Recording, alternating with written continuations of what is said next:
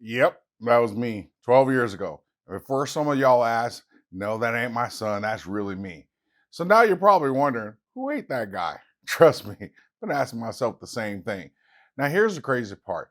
Over the last 4 months, I've dropped over 50 big boy pounds, and I still look like this. Ouch.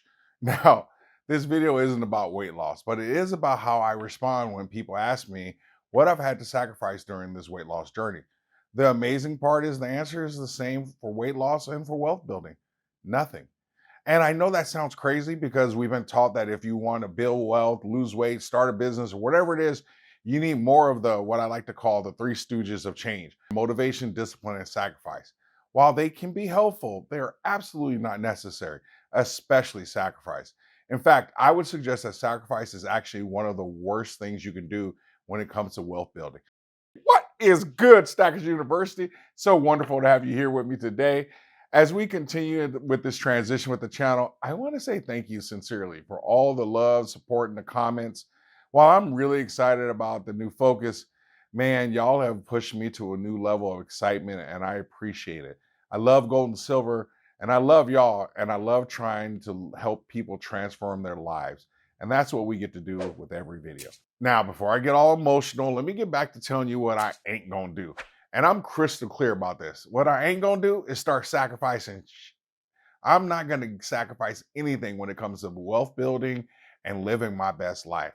Please notice that I did not say or in there when I mentioned building wealth and living my best life, because it's an and, meaning you get to do both.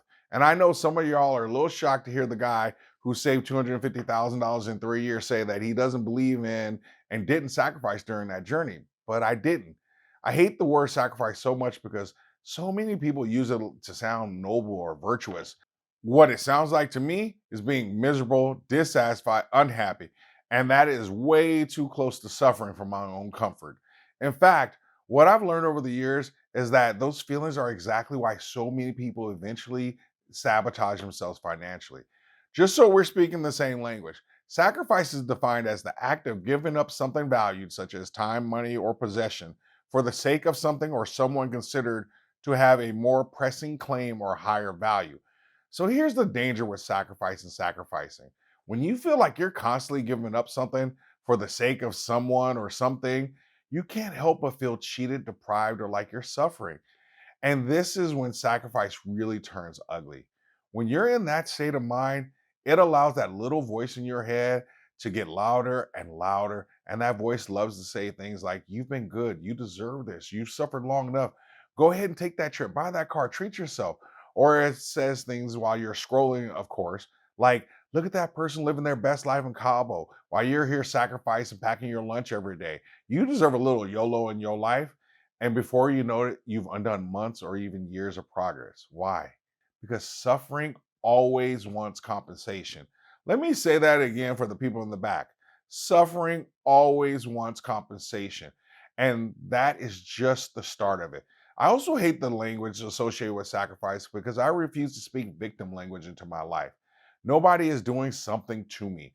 Nobody is forcing me to or not to invest or save or skip buying something. Those are decisions I get to make for my life.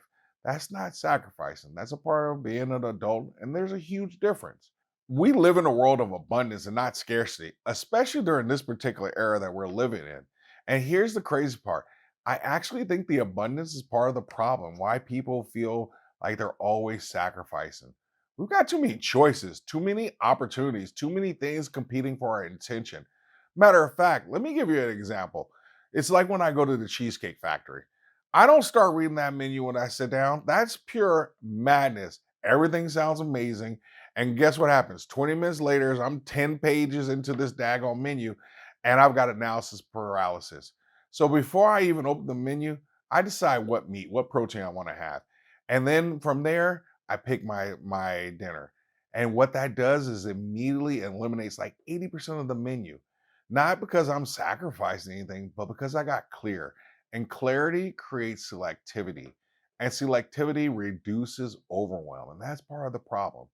In my bridge framework, the very first thing a person has to do, and you actually can't see it with this visual, But the first thing everyone must do is decide to cross the bridge. People often think they're struggling with motivation, but much of the time they're stuck in this endless cycle of trying to choose between all these options that are out there. They're researching, comparing, waiting, thinking, considering, which means they actually haven't decided. They are mostly overwhelmed by the options to choose from.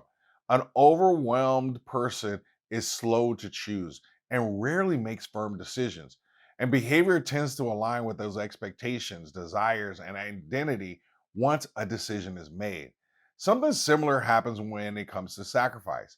People think they're struggling with making a so called sacrifice, when in reality, they're struggling with letting go of things that no longer serve them well. They're protecting comfort, trying to keep their options open, clinging to habits, trying to build a new life while hanging on to the old one.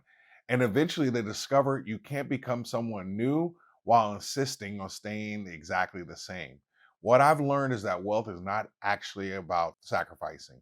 It's really about what you're refusing to let go of. Let me say that again for the people in the back.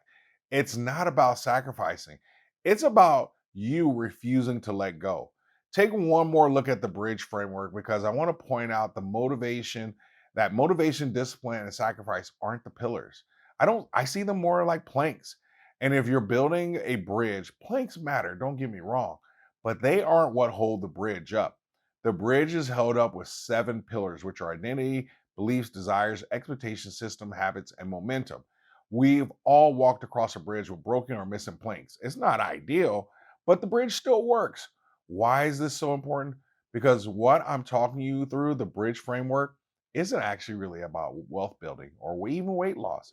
It's about how human beings navigate change. And that's why I hate the word sacrifice because I think they missed the bigger picture. When I saved all that money, I never ever woke up and asked myself, what can I give up today? Wealth builders aren't sacrificing, they're prioritizing, they're redirecting, reassigning, choosing future freedom over present convenience. Here's the key: once you understand this, you're going to stop making decisions that feel like sacrifices. They just feel congruent. They simply stop making sense to you. People stuck in the struggle say things like, oh, I'm sacrificing eating out. No, you're releasing a habit that doesn't serve you well right now. You're not sacrificing the new car, you're releasing yourself from a car payment. Building wealth is about releasing things that are competing with something you value more. When you get that, you're not giving up something valued, such as time, money, or a possession for the sake of something or someone considered to have a more pressing claim or higher value. Here's the bottom line: when you decide to cross this bridge and your identity, your beliefs, and your desires are all aligned, what once felt like a sacrifice starts to feel like a decision and congruence. And you start appreciating that life is about trade offs and certain things you're no longer willing to trade for. Just like we talked about in the biggest trap video, and I'll link it here, just like that money monkey story, we have to stop holding on to things that don't serve us well because sometimes the things we're gripping the hardest is the very thing keeping us trapped. As we start to wrap this up, the path to wealth is rarely paved with sacrifice and suffering because suffering always wants compensation. I haven't lost the weight I've lost because I've been sacrificing or suffering. I simply decided that part of the trade off was letting go of foods and a way of life that wasn't serving me well and kept me trapped in a vicious cycle. People think wealth builders spend their life sacrificing. I actually don't believe that. I think wealth builders spend their time and lives deciding what serves them the best, not because they're stronger or better or more immune to suffering, but because they're clear. And clarity is more powerful than willpower. Life is absolutely about trade offs. Money is about trade offs. And guess what? I get to decide. You get to decide. So I hope you join me in feeling like, no, I ain't sacrificing. I'm building what matters most to me. In the comment section, put a F sacrifice in the comments if you are done with sacrificing. Now, listen, please don't use the real word. I don't want YouTube shutting the video down or anything like that. Do you think wealth requires sacrifice or does it require better decisions? What's something you're no longer willing to trade your peace, freedom, or future for? Or you can simply put an A plus in the comments if you want to show me some love, or if you just want everyone to know that you always act smarter and never stop learning.